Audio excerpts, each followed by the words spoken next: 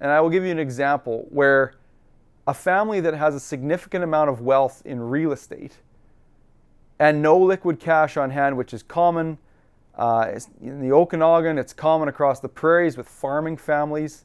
When someone passes away, those properties may have been owned for a very long time.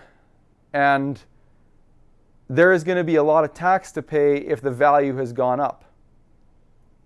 Getting through all the legal and all the accounting that goes with an estate or wrapping up an estate, there will be a number of expenses. And if the bulk of the wealth is in real estate that can't be easily financed because it hasn't transferred ownership yet, if it's in the deceased parent's name, the younger generation can't go easily refinance that to get liquid cash to fund the taxes until the estate is settled, and then maybe they decide to sell off that real estate.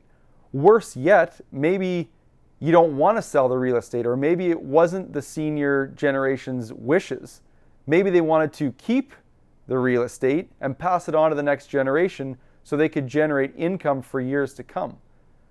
So the solution to that is ensuring that in an estate or in the later years of someone's life, they do have liquid cash. It can be in the form of cashable GICs, high interest savings account, stocks, investments, something that is easily liquefied.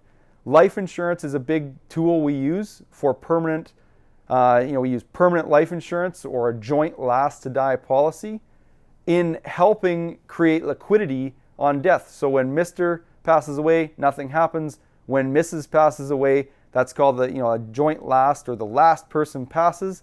That life insurance would inject an amount of cash to the beneficiaries to then use for paying for tax, paying for legal, paying accounting, and all the assets stay intact, which usually is the wishes of the senior generation.